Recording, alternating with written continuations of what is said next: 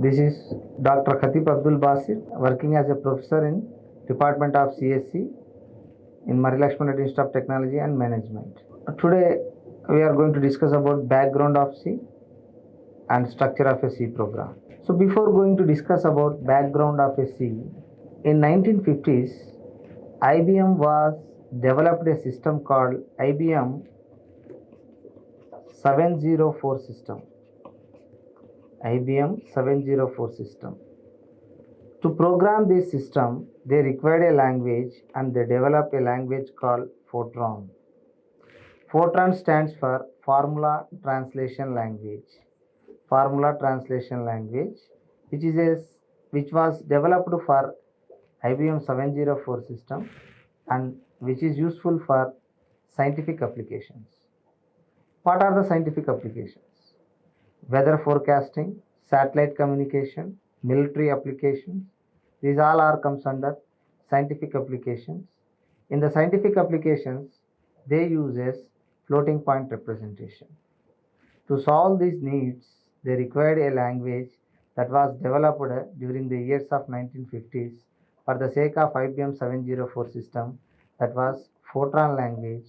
Fortran was a first compiler-based high-level language.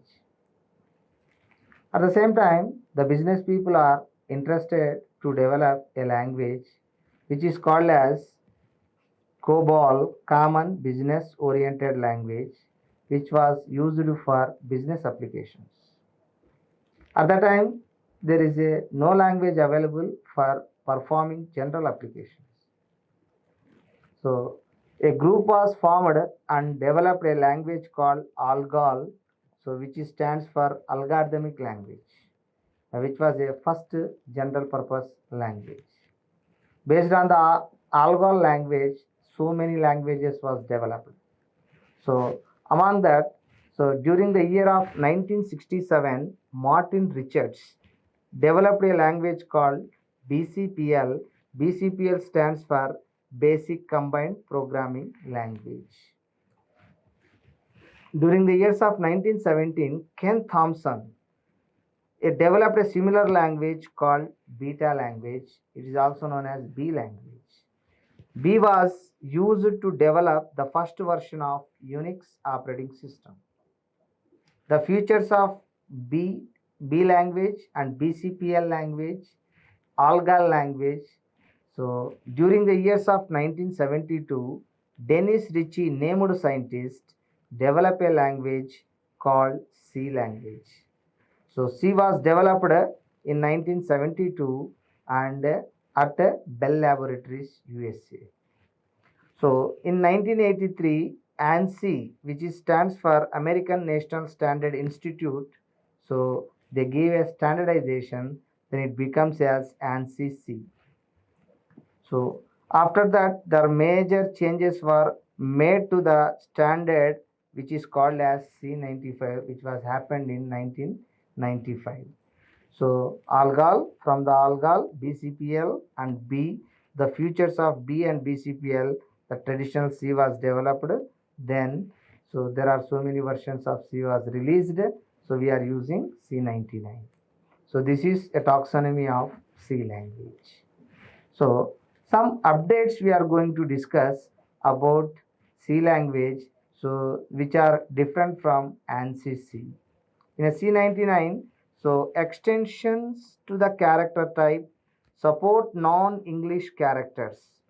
So support of non-English characters was introduced in C99, which are not available in ANSI C. Because before C99, so ANSI C uses 7-bit ASCII code. 7-bit ASCII code. Okay, so where you can represent 2 to the power of 7 characters. So that is 0 to 127 characters available in ANSI C. So if you go for extended, so in C99 this uses 8-bit ASCII code. So you have 0 to 255 characters. Totally 256 characters. So remaining 128 characters which are not available in ANSI C were added and they are taken from non-English characters. And the second extension in C99 was made is adding of a Boolean data type. A Boolean data type can give either true or false, which was not there in case of ANSI C. And the third one, extension to the integer type. So in a C99, we have another extension called long integer, which is not there in ANSI C. In ANSI C, we have int and long int. And addition to this, imaginary and complex types are also added in C99, which are not available in ANSI C.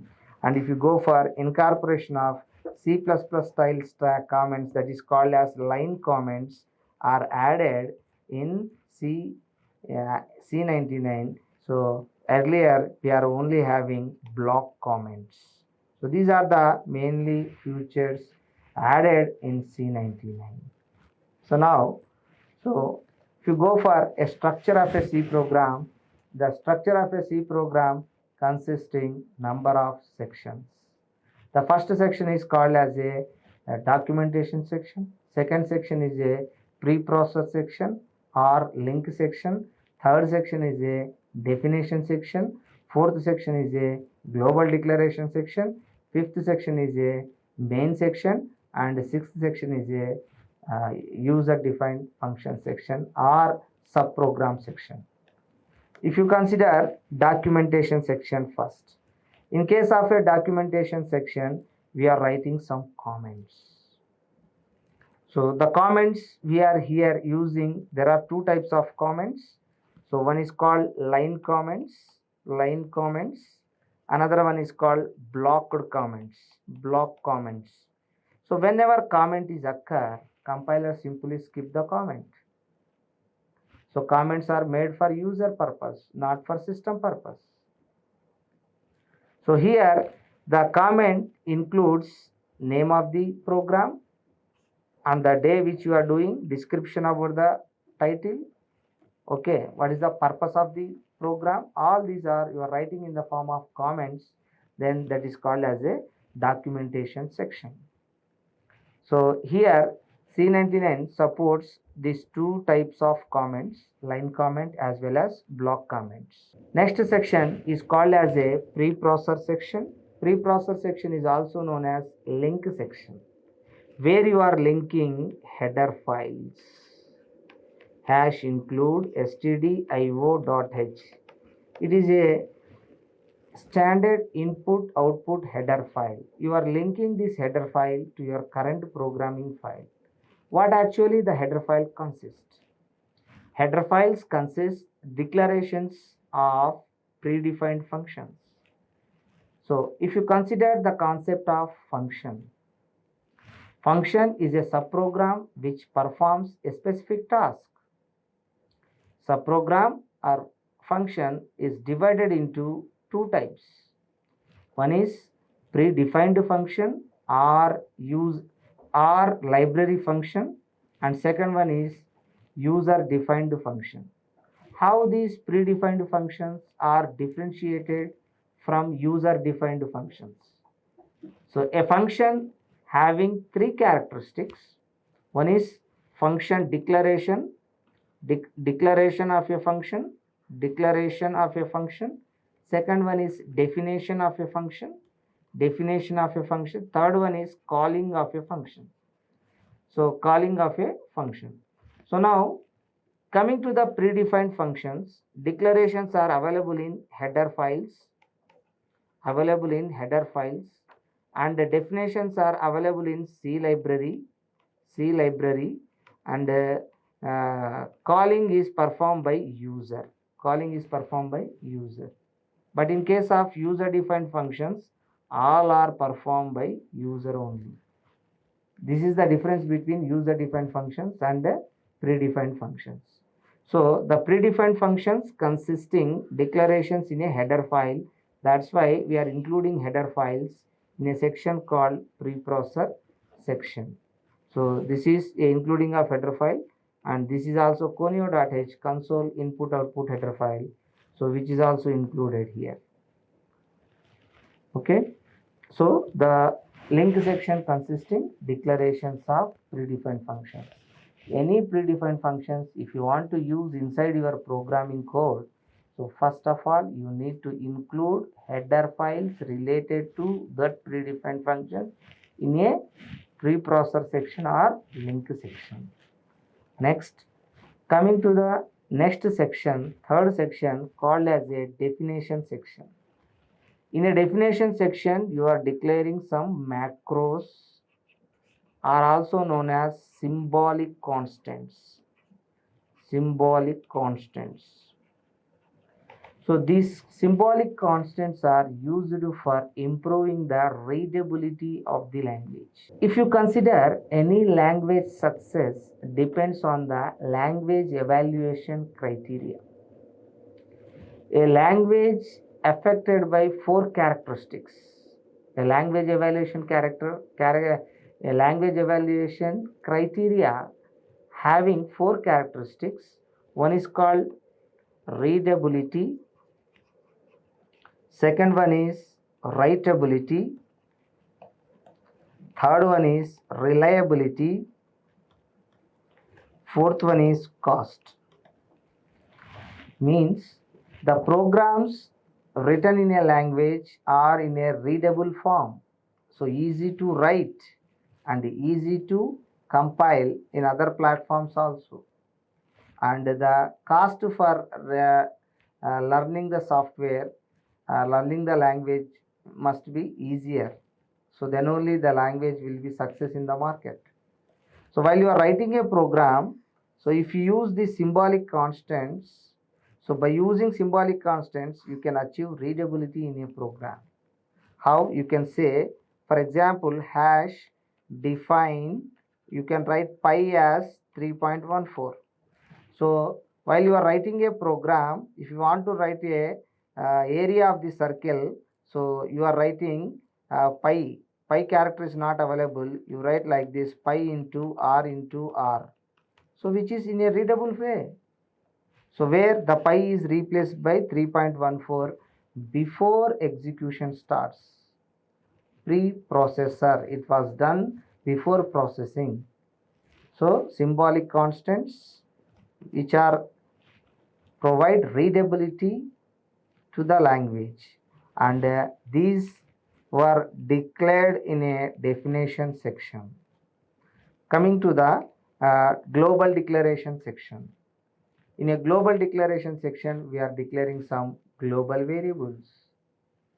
So variable is nothing but a abstraction of a memory cell, where we are in a memory, we are storing a data.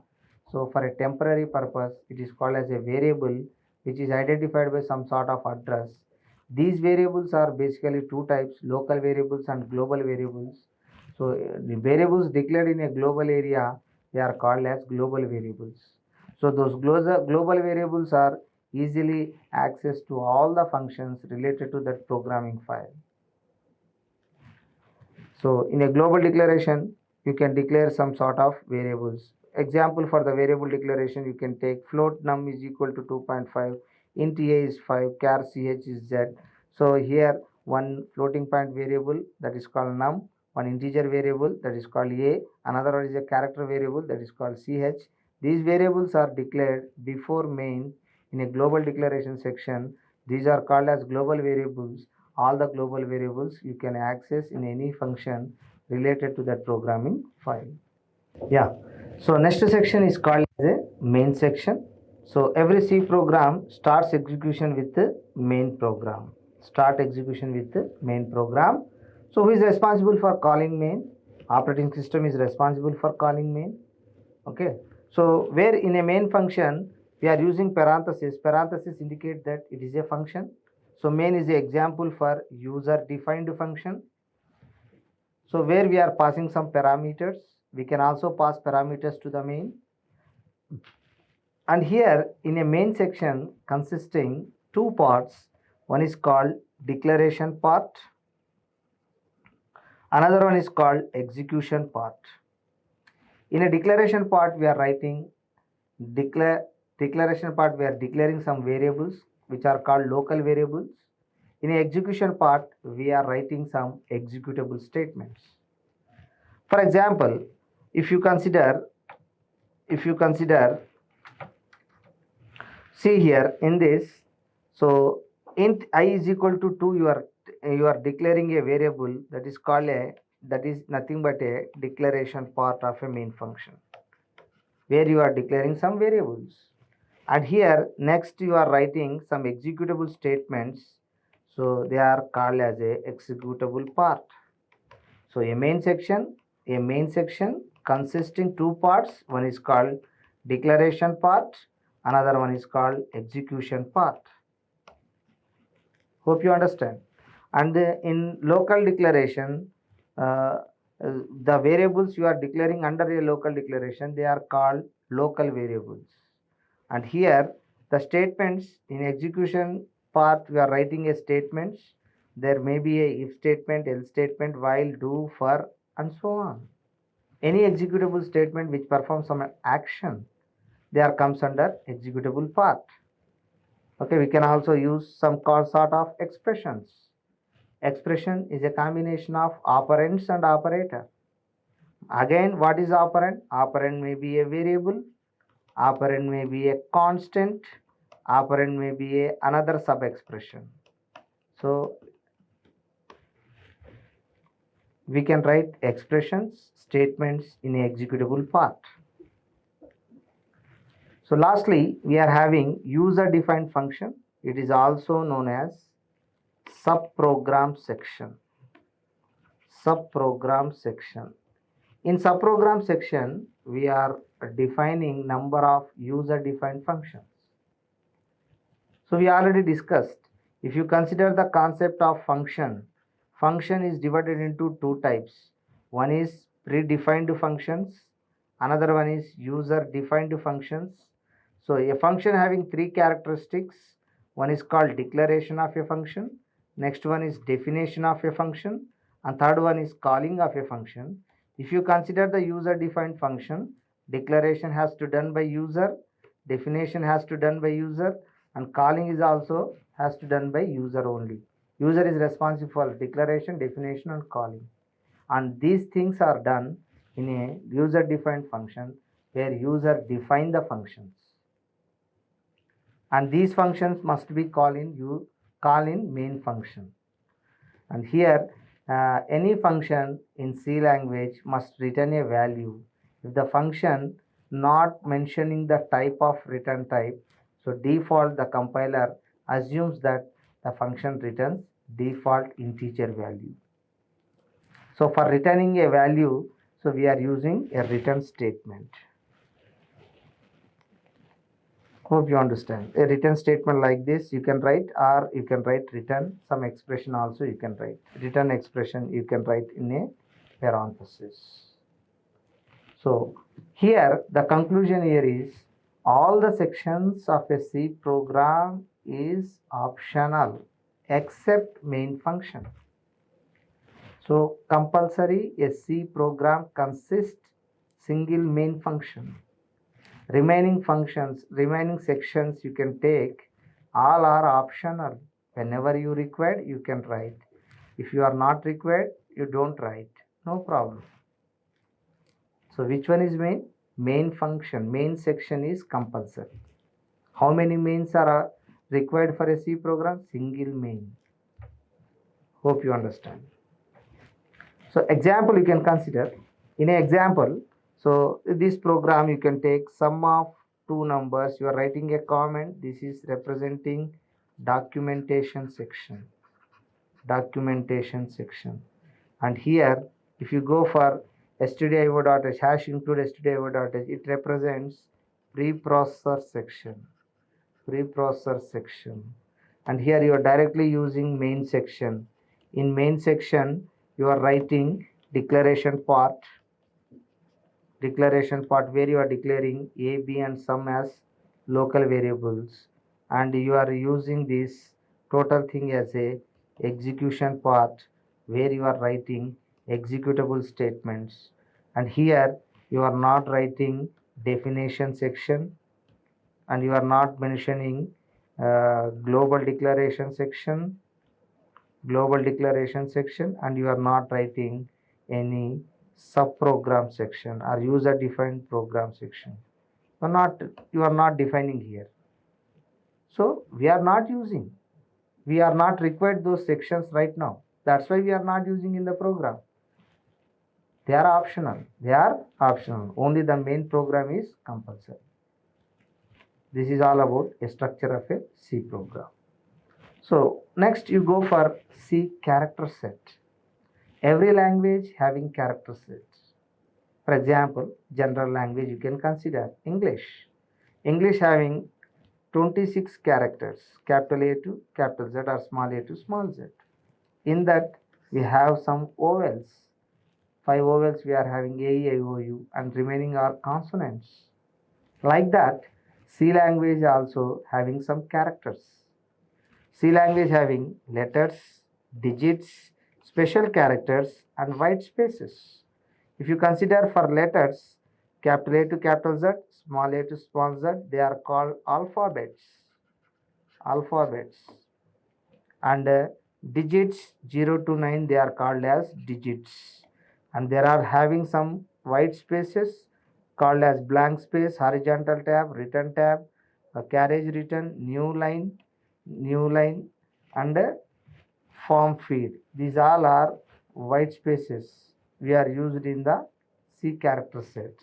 And also we have special characters. Special characters.